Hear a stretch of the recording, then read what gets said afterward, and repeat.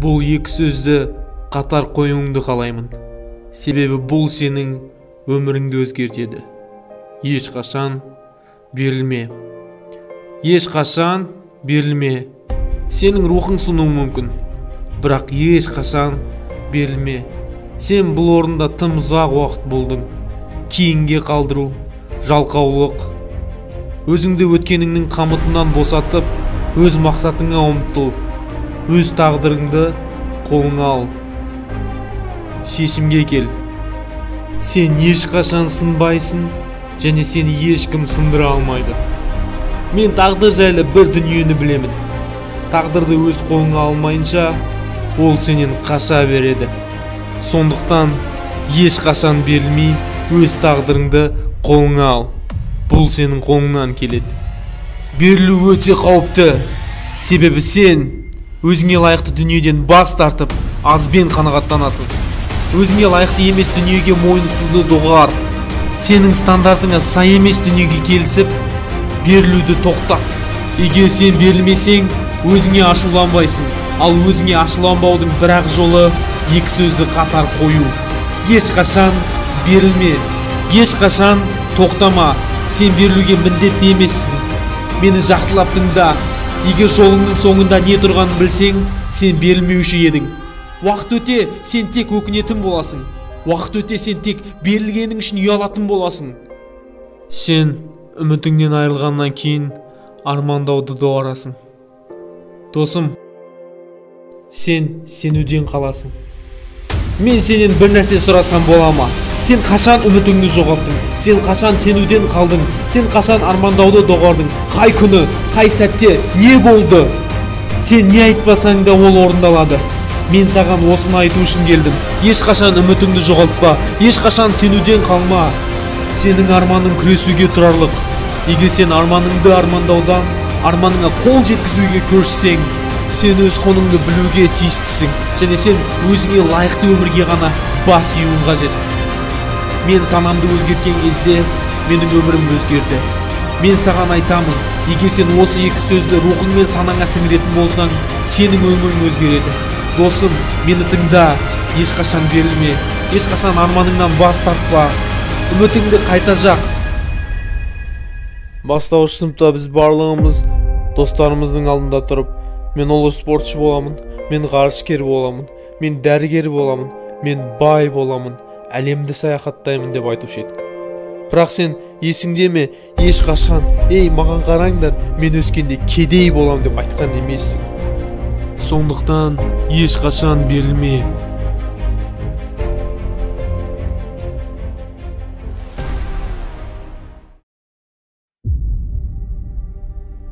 Бұл мен қалаған дүние емес, бірақ осы да маған жарайды. Осының өзі маған жеткілікті. Кейбіреулеріңе берілу ол қалыпты жағдай. Себебі сен өзіңді қинағың келмейді. Сен өзіңе басқалардың назарын аударғың келмейді. Себебі анаң саған үмітіңді үз деп айтты. Әкең саған үмітіңді үз деп айтты. Себебі балам, мен сенің өкінгеніңді, мұңайғаныңды қаламаймын деді. Сенің ата-анаң үмітіңді үз дегеннен кейін сен өзіңді қамшылауды доғарасың. Себебі олар сенің қиналғаныңды көргісі келмейді. Бірақ мақсатқа жету қашанда қиын. Бұл арманға деген саяхат, және ол саяхаттың бір бөлігі қиындықпен күрестен тұрады. Қиындық ол құлаумен қайта тұру. Мама, папа, мен сендерге қарсымын. Сендер маған жақсылық қалайсыңдар. Сендер менде бәрі дұрыс болғанын қалайсыңдар. Бірақ мен сендердің маған сенгендеріңді қалаймын. Соңында берілу шайқасқаннан әлде қайда оңайырақ екенін түсінесің. Сен өз рухыңның берік екеніне көз жеткіз. Себебі сен қорыққан кезде, немесе өзіңнің қабілетіңе күмәнданғанда, берілу сенің жалғыз таңдауыңа айналады. Өзіңнің атаңмен сөйлес, үлкен кісілермен әңгіме айт.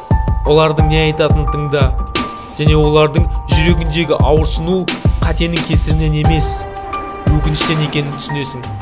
Мен саған ешқашан берілмеу жөнінде айтып жатырмын. Мен сенің көлігің, үйің немесе ішіп жатқан асың туралы айтып жатқан жоқпын. Мен мүлдем материалдық дүние жайында айтып жатқан жоқпын. Мен сенің өмірің жайында, сенің арманың жайында айтып жатырмын. Ешқашан берілме досым. Мақсатыма жетемін деп уәде бер. Кейде сен ойлаған жоспар іске аспайды, бірақ бұл сенің арманың мүмкін емес екендігін білдірмейді. Ешқашан қайта бастаудан қорықпа. Саған жоспарды өзгерту керек, мақсатыңнан бас тарту емес. Себебі мақсат ол мақсат. Қане, басынан баста, басқа жолын тап. Қайта жинақтал, мақсатыңа 1000 жол көп, бірақ ешқашан берілуші болма. Бір жоспарға байланба, себебі сенің шектеуің бір жоспар емес. Сен берілген кезде өз кітабыңды жыртасың. Сенің өмірің сен жазатын кітап, және сен өз өміріңнің жазушысың. Өміріңнің бірнеше парағын қайта жаз, себебі қаламсап тек сенің қолыңда. Мен сенемін, әр кітаптың соңында басты кейіпкер ылғи жеңіске жетеді. Сен берілмесең, жеңіске жетерің сөзсіз. Егер сен берілсең, сенің кітабыңның ешқандай мәні қалмайды. Біз сенің кітабыңды оқуға келдік. Біз тағатсыздана күтіп отырмыз. Соңы қалай аяқталады? Ол тек сенің қолыңда. Сен тыныс алып тұрғанда қашанда мүмкіндік бар. Кейде батылдығыңнан айырыласың, кейде қиындықтар туындайды. Бірақ мен өмір жайлы бір дүниені білемін. Сен шаршап тоқтайсың, сол кезде екінші күшті күт. Екінші күш қалай да болмасын келеді. Және ол келген кезде сен қанша шаршау болсаң да сені алдыға итереді. Және мен мұнда сенің екінші күшің болу үшін келдім. Ешқашан берілуші болма. Неге? Себебі мен сенің өкінгеніңді қаламаймын.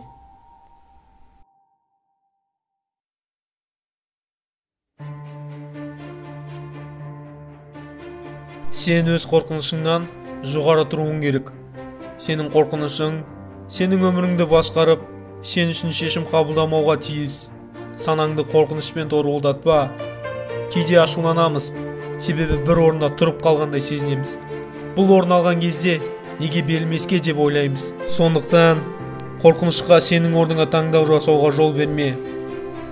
Біздің айналамыздағы адамдар мектепті дұрыс оқуым керек еді, оқуды тастамауым керек еді, мен боксты жалғастыруым керек еді, мүмкін қазір чемпион болушы едім.